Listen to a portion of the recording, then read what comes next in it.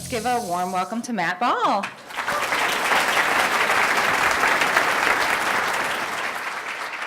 It's great to be back in Madison. I haven't been here in a long time, but it's great because it's the home of my hero, Scott Walker.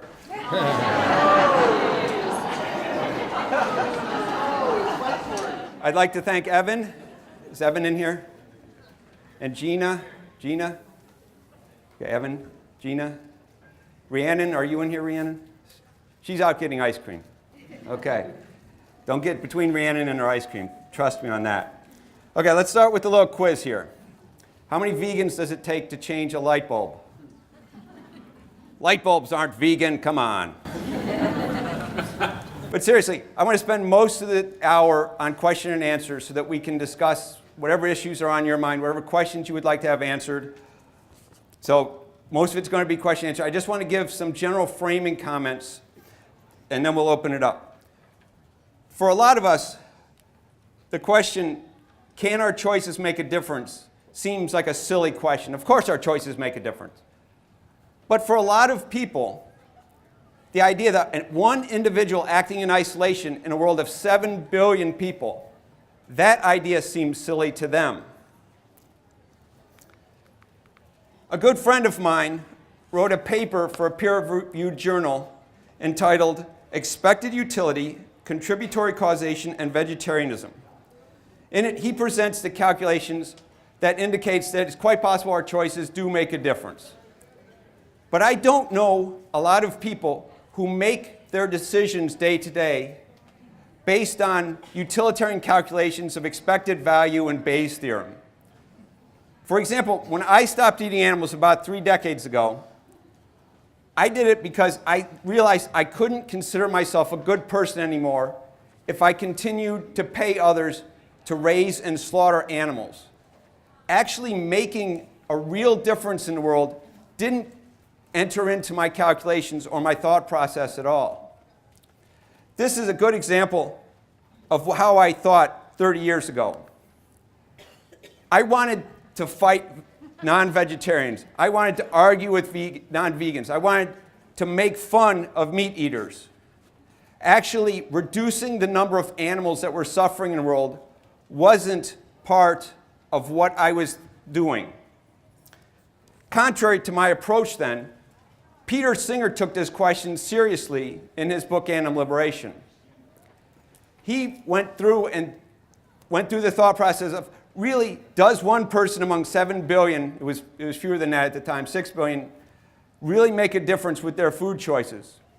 And he came to the conclusion that in isolation, it's entirely possible that one person's individual food choices day to day doesn't make a difference. Now, I can see this now. Even if we are the absolute strictest vegan possible, at some point, our food choices our economic activity will put more money somewhere along the line in the pockets of a meat eater so that they can buy more meat. Really, the only way we can have absolutely minimal negative impact in the world is if we don't exist. So let's set non-existence as the baseline. Can we do better than that in actually making the world a better place? Let me start trying to answer that by telling you just a smidge more about myself. When I stopped eating animals 30 years ago, as I mentioned, I was just angry. I wanted to fight with people. I worried about words and definitions and abstractions and philosophy. I argued about exploitation and oppression, and I worried about the purity of my principles and how consistent my actions were with someone else's definitions. Now, the single most important lesson I have learned since then is that the irreducible heart of what matters is suffering.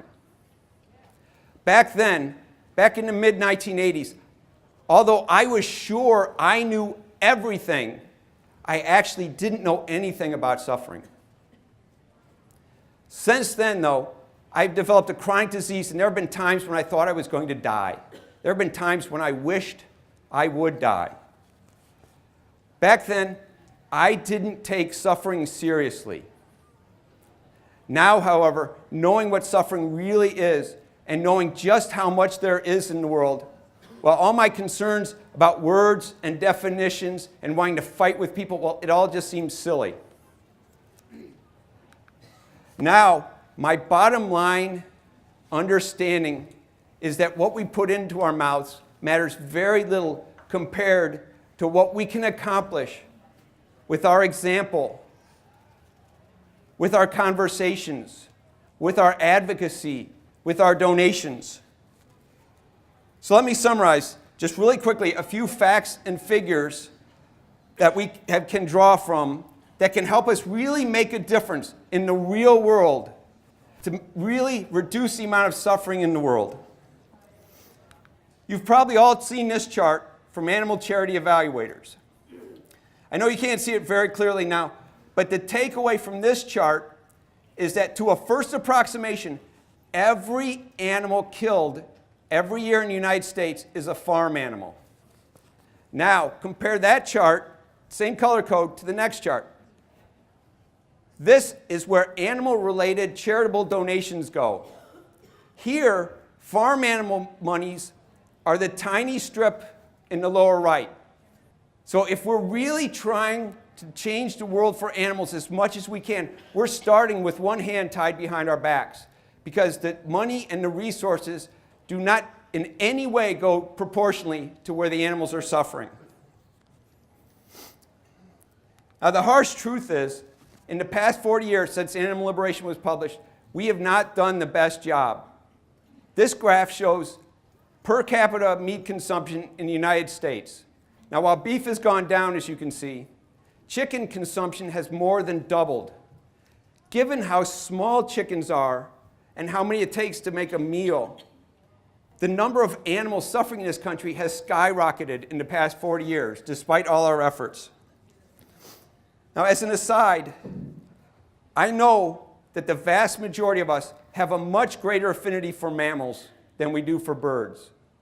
But I ask that you keep in mind what birds go through, and we take their suffering and their numbers seriously, because not only are they killed in much greater numbers, the suffering that they endure every day of their lives is absolutely horrific. Now, here's one last piece of bad news. Many surveys, including the latest from Faunalytics, shows that the vast majority of people who stop eating animals eventually go back to eating animals. 4 out of 5 individuals who go vegetarian or vegan go back to eating meat.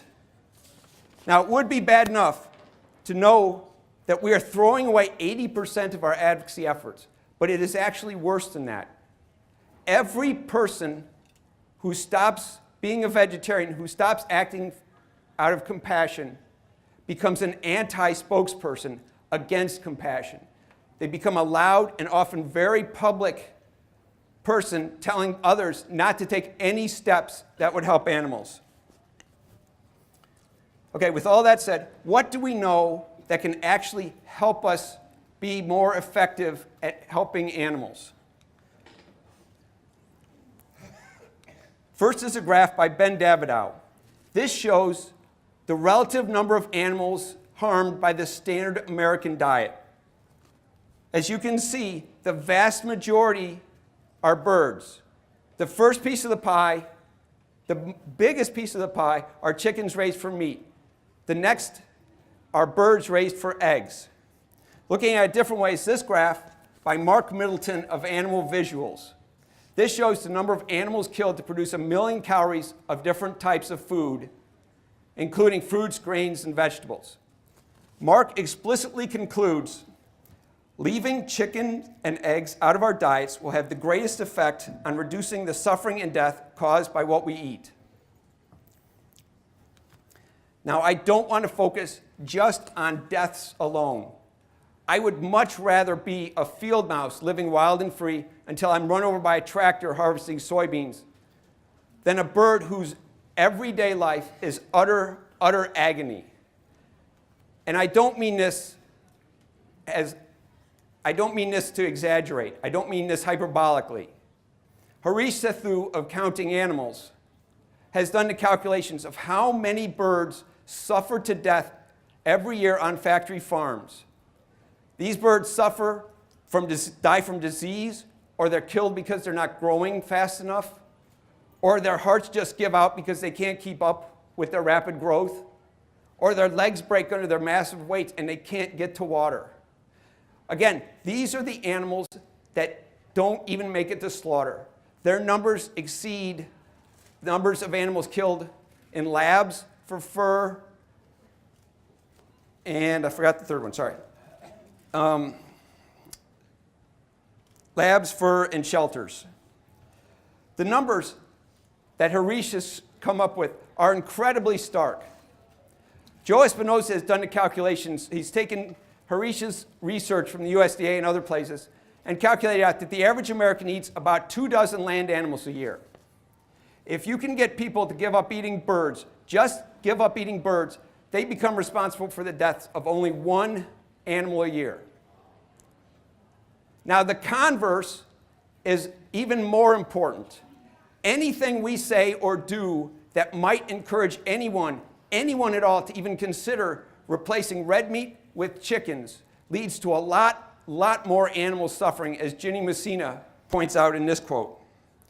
Okay, now let's get to some good news.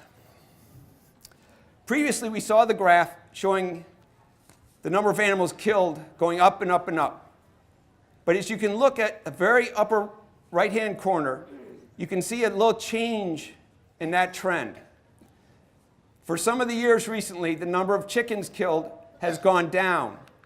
Now, it may not look like a lot, but because of the numbers you're starting with, this decline right here accounts for 400 million fewer animals suffering and dying every year.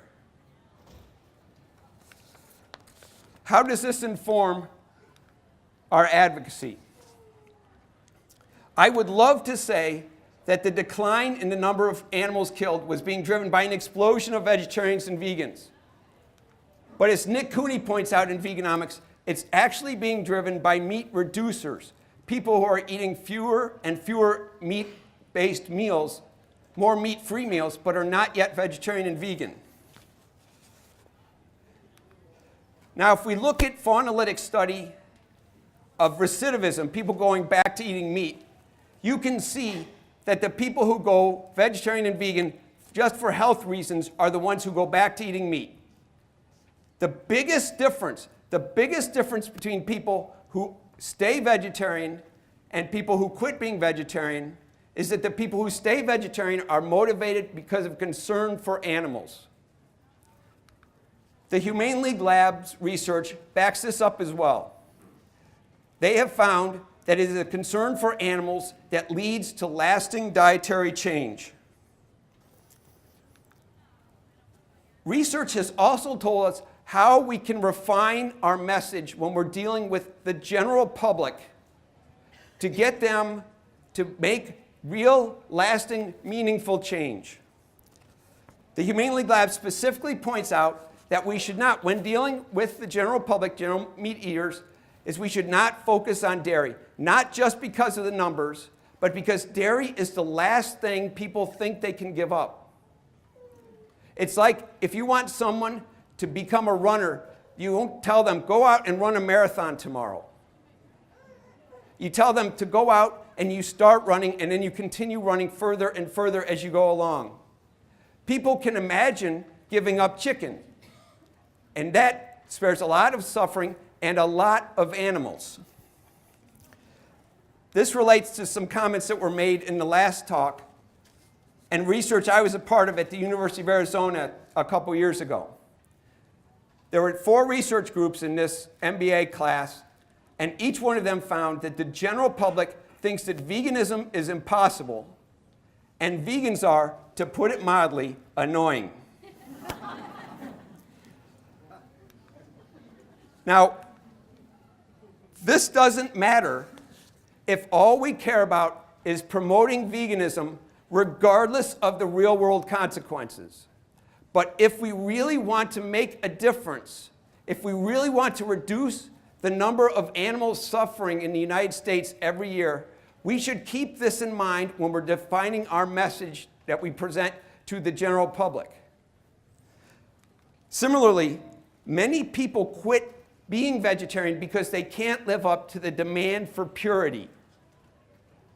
Now again, if all we care about is that other people who call themselves vegan live up to our definition of vegan, then this doesn't matter. It doesn't matter that we're driving people away by being judgmental, by demanding they live up to our standards on everything, that they adopt our lifestyle, our belief system, our politics, etc. But if we really want to change the world for animals, we need to embrace and encourage every single person out there who might make any single step to help animals. Instead of trying to reinforce people's ideas and preconceptions and building the world's tiniest, angriest club.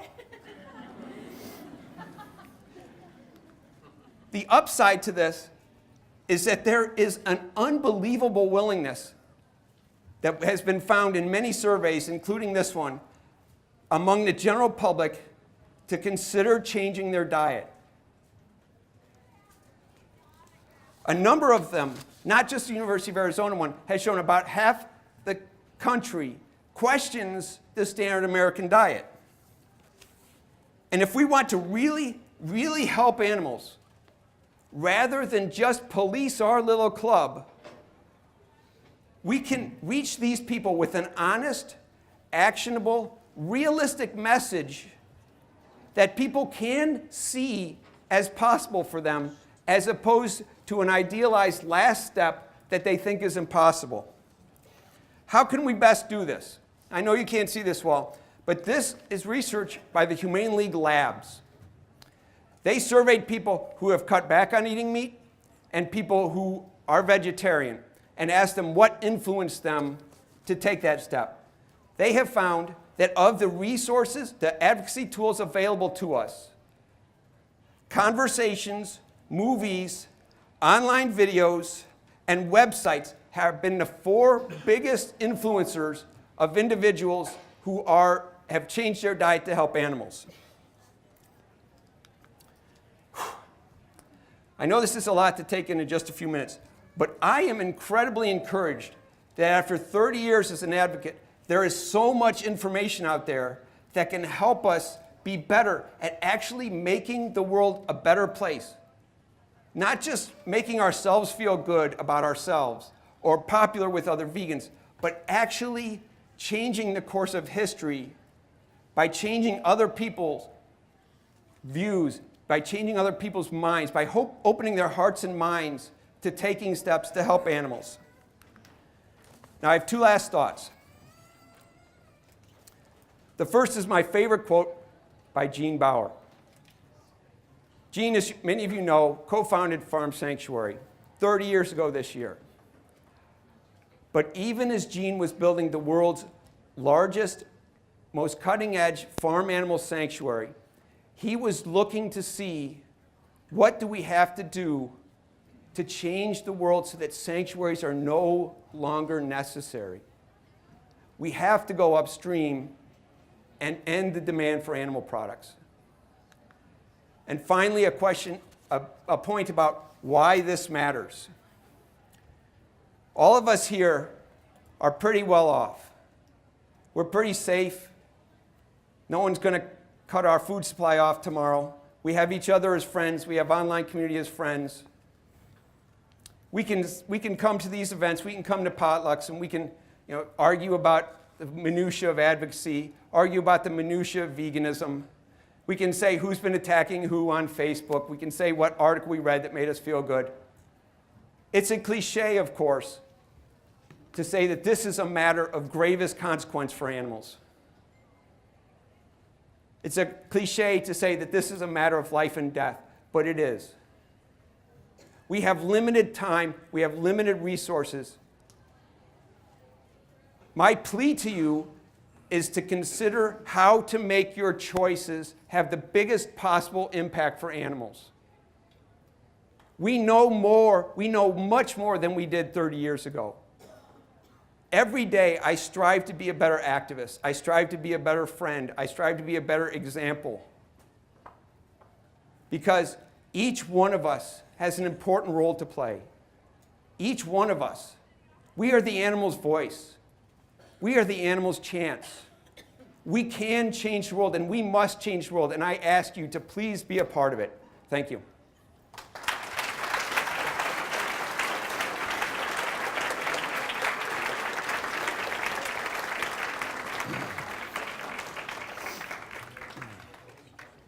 Okay, I'm going to listen to questions, and I'll repeat it back so everyone can hear.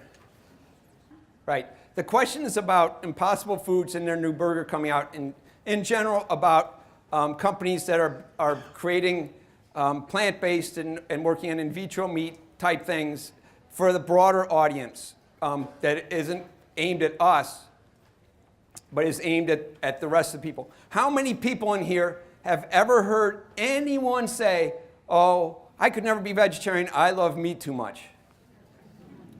Yeah. This, as much as I would love everyone to think the way I do, to view the world how I do, to be willing to give up things that they like or to suffer an inconvenience, most people aren't going to do that.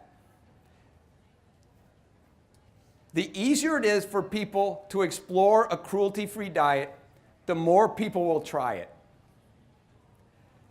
As we saw, the number of animals going down was driven by people who are reducing their meat intake. No one in here is going to go out tomorrow and buy a product that causes animals to suffer. But the vast majority of people out there are. They are the people we need to reach.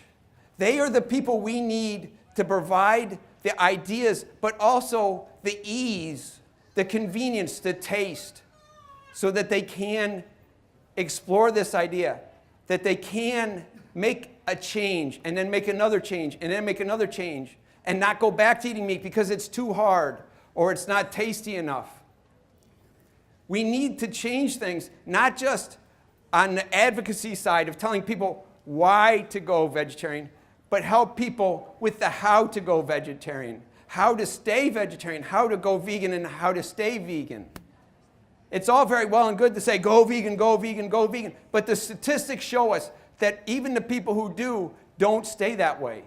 So anything we can do, anything at all that we can help everyone else out there change their diet to help animals and then stick with it and then expand their choices is a good thing. Rhiannon, in the previous one, just went to work for the Good Food Institute. Bruce Friedrich, my co-author on the first book, he has worked on the advocacy side almost as long as I have. And now he is heading up the Good Food Institute because he thinks it's that important that we pursue the supply side of things, not just the demand side, but we work on the supply side of providing people more and more cruelty-free options. So I think it is a wonderful thing, and I think it's a very, very important thing. The question is about cats, companion cats, and what they eat. A key point that I find about being vegan, and I've been vegan not quite the full 3 decades, but I've been vegan for most of that. The key point about being vegan is that we do the best we can with the world as it is today. It's not how should we be pure, how can we root out more connections to animal cruelty, to factory farming and the like. Because if you look at everything, you will find some connection somewhere. If you pay someone money, they're going to pay someone else that money, and it's eventually going to get back to a meat eater. So my bigger point, I don't have a specific view on cats. There's a lot of argument about that. I've read a lot of things about it. But my view about it is that we should do the best we can with the world as it is today. And instead of worrying about the impact of our choices at the margins, like if we get a bean burrito at Taco Bell, is that bad? Or if we're feeding our cat certain type of cat food. My question is much more, how can we be better example? How can we be better with conversations with people? How can we maximize our advocacy and our donations so that we can make a much bigger impact in the world and influence the people out there, as opposed to spending our very limited time and resources worrying about our choices at the margin?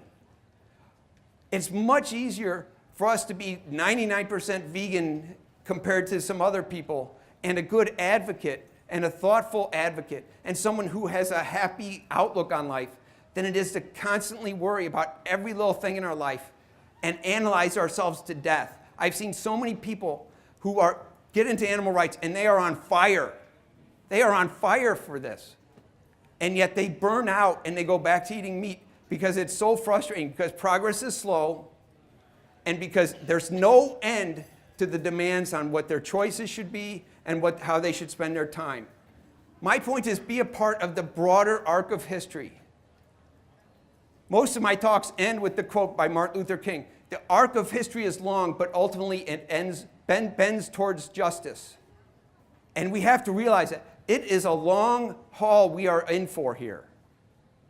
And to be a part of it, we have to be there for each other, and we have to realize that progress is going to be slow and uneven, and it's not going to be pure or always to our liking, but we can each be a part of it.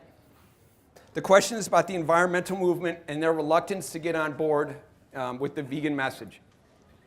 Again, I've been at this for 30 years now, and every week, not quite every day, but every week, someone tells me, oh, we need to get the environmental movement on board. We need to get Greenpeace on board. We need to get Audubon Society, you name it. And for 30 years, I've heard this. For 30 years, vegans have thought this is our natural ally. This is where we can, really get into the mainstream. For 30 years, it has failed. At some point, we have to stop banging our heads against the wall, thinking this should work, this should work, this should work. Because the data is there. Now, obviously, you see more studies about global warming and diet, and you think, this is so obvious, how is it that they're not addressing this? The report came out that we can't possibly hit the Paris Accord goals without addressing diet. It took Al Gore like a decade of working full-time on climate change to even go vegan, and then he's very quiet about it. Okay? So realize that this has been tried, this is being tried, and it's not something that's going to click overnight. People find it way, way easier to complain about other people, to complain about politicians, to complain about big companies, than it is for them to change something that's hard for them. We have to realize that we're not trying to get someone to throw something in a recycling bin as opposed to garbage. We're trying to get people to make changes that really will affect their lives. So it is going to be a harder ask. It's going to be a harder push. And it's not something that a big group is going to do. I can't even remember the details, but it was back in the late 90s that some group, one of their people, put out something pro-vegetarian, and this guy was run out of town from the group. And a lot of big institutionalized organizations are big and institutionalized because they are good at making money and not really challenging their members. And we just have to realize that that's how things go. Now, another point. When you see someone say, global warming diet, if we see the connection, it's clear to us. But most people see a graph. They see a bar chart, and they say, this much greenhouse gas contribution from this food, this much from this food, this much from this food, and then smaller, smaller, smaller. If you look at these charts, don't just look at beef being like this. Look and see that chicken is like this, and fish is like this, and soy is like this. The general public sees all these as the same, and beef being the big bad thing. The general public sees these graphs, and they think, oh, I got to give up beef. What do they do when they give up beef? They go to chicken. And that leads to a lot more suffering. So as obvious as it is to us, you have to be vegan if you really care about climate change. You have to be vegan if you are environmentalist. Most people don't see it that way. Most people see this and this. And this is much better than this.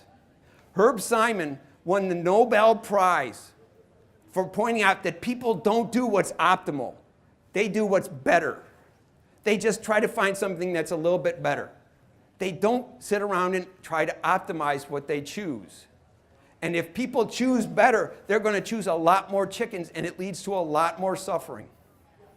The question is about labels on meat products, any animal products, humane certified, certified humane, American Humane Association certified, et cetera, et cetera. Now, the thing to keep in mind is that when people kill an animal, when people raise and kill an animal, they do it for profit. They are not doing it because they love animals, that the only way they can have the animals is to kill them.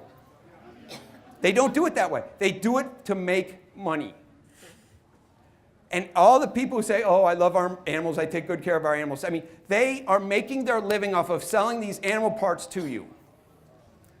And so they will try to figure out some way to sell it as more and more people become concerned about the treatment of animals. More and more people are really, it's really getting into their brain. Maybe there's something going on here. Maybe there's something going on here. Maybe there's something not quite right about this. And so the market realizes this. The market knows this. And the market will try to feed that by putting in things that put people's mind at ease. And so they will make up labels. And there are labels that mean absolutely nothing. And they will plop that on there and assuage people's minds so that they think, oh, this is fine. This is happy meat. These animals lived a good life. Now, this pisses me off.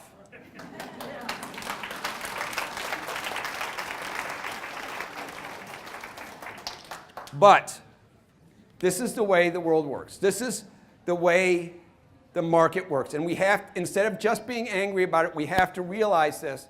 And we can't react to people by screaming at them or yelling at them or saying, you're being stupid or you're being manipulated. We have to understand two things. One is these people have a good heart and they are willing to make a change. They are willing to make choices because of their concern for animals. So they are ripe for positive outreach, for positive conversation, for, as Bruce puts it in the first book, the Socratic method. Instead of saying, I'm vegan because this and this and this, or certified humane is bad because of this and this and this, ask a question. People's decisions, people's changes are lasting when they come from in here, not from us. So if you can ask them a question and get them thinking about it, so why do you buy certified humane? And let them answer. And then go from there. What do you think that the farmer means when he says certified humane? Do you think that if you actually went to the farm, it would live up to what's in your mind? If you went to the slaughterhouse, do you think it would live up to what's in your mind? Instead of telling them, ask them. Second, people who eat happy meat eat fewer animals. So there have been surveys about this. So people who eat happy meat eat fewer animals, and they're more likely to go vegetarian. So as much as it pisses me off to hear people say, oh, I only eat happy meat, I try to swallow that down and know that they are our best allies. They are the people we need to embrace and encourage to go further, to join us, to be even better at what they do for animals. So the question is about products and product testing, and that can be a game too. I mean, they can say, final product not tested on animals, but all the components have been tested on animals. I really cut my teeth in activism protesting Procter & Gamble. I was in school at the University of Cincinnati where they're headquartered, and so I've known about this. I've been a part of it. We couldn't get media coverage in Cincinnati because P&G owned the media, so we got arrested to try to get media, to try to get through the blockade of advertising dollars. So I mean, this has been something near and dear to my heart. And the easiest thing to do is to try to find brands that talk about being vegan. But on the other hand, it's not always simple to do that, and it's not always the cheapest way to do that. I mean, not a lot. Some of us have plenty of money, some of us don't. The one thing to keep in mind is that the number of animals killed for product testing is terrible. I mean, it's terrible. Believe me, I've been motivated by it. But it's minuscule, and buying a product that's been tested on an animal doesn't necessarily drive more animal testing, whereas buying meat actually drives people to raise more and kill more animals. So if I buy something that says final product not tested on animals, but I don't research every last one, or I don't pull out my giant list of products that are good, products that are bad. Again, it's something that I don't worry about at the margins because I have enough other things to do, enough other work to do. It's just a question of that's my priority. There are probably a lot of lists. The American Anti-Vivisection Society, PETA probably has lists as well. It's just not something that I spend my limited time and resources on. That's just me. How can we best present ourselves as vegans? So again, and I'm not trying to hawk this book, but the first book, the Animal Activist Handbook, there's a big section in there about how to deal with meat eaters. And I could sit here and read that chapter to you, but we don't have enough time for that. So there's more in that. But again, I find that the Socratic method is the best way to deal with new people. Instead of telling people, ask people. Somebody says, "Oh, I could never be vegan," and say, "Well, do you know any other vegans?" And then see what they say, and say, "Do you think that it's really hard for them? I mean, do you know any vegetarians?" A lot of times, it's easier to start with vegetarian. Previously, the chef who was sitting here said that she had marketed her food truck as vegan, and people would just see vegan and they'd walk away. And when she changed her branding, she sold a lot more vegan products. A booklet I helped publish many years ago was called Why Vegan? And the main reaction we would get is, "I could never be vegan," that's the end of the story. So we changed the title of the booklet, and it reached a lot more people. People have had shirts that say, "Ask me why I'm vegan," and they've changed to "Ask me why I'm vegetarian," and they have a lot more conversations. And this is not just a few people, a lot of people have done this experiment. So that's something to consider. Because the main thing we want people to do is not to understand why we're vegan. We don't want that. It doesn't matter. What we want them to do is to consider taking the first step. People who evolve towards being vegan are the people who stay vegan. The people who go vegan overnight, this is more from the research, but I didn't go into it. People who go vegan overnight much more often go back to eating animals. So as much as we would love everyone to go vegan overnight, and we know they should, and we have all the reasons, we should know that the people who evolve over time are the more likely to stay vegan. So what we want is not to say how great we are for being vegan or how many reasons we have for being vegan, but to get them to consider taking that first step and to be a positive example of what it's like to be over here, to be happy, to be fulfilled, to have a meaningful life, as opposed to being over here and screaming at them, which makes them want to go this way instead of one step toward us. So the thing is to try to realize we are not trying to justify our veganism. We don't have to justify our veganism. We don't have to. I know it can be hard. Believe me, I know it can be hard when 95+% of the people around us are not vegan. I know how meaningful it can be to come here and be surrounded by vegans.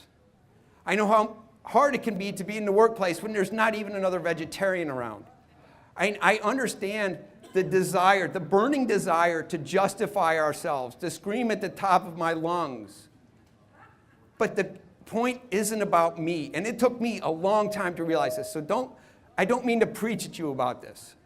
I'm just telling you about the screw-ups I've made in my life, the times that I have yelled at people, the times that I've argued with people, the times I've been angry with people, the times I've had the attitude, if not the explicit statement of go vegan or go F yourself. It's all justified. It's all understandable. And I'm there. I feel your pain. I know this. But it's not about me. It's about the animals on the factory farms. And if we can keep that in mind and realize that we are their voice, we are their hope, we are their better future, then we can realize that we're not here to justify ourselves. We're not here to glorify veganism. We're here to try to get people to open their hearts and minds if we can get them to open their hearts and minds and start on the path to compassion, then we will have made the world a better place. We will have helped the world evolve. We will have bent the arc of history toward justice.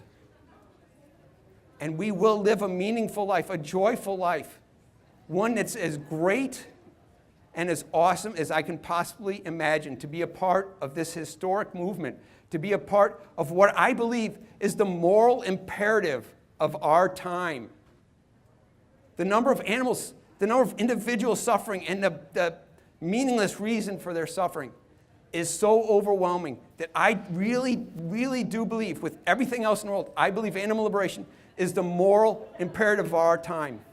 And we, each one of you, is a part of it. And we can every day be a better example. We can every day have better conversations. And every day we can help make this happen. I'm told it's time. Thank you very much.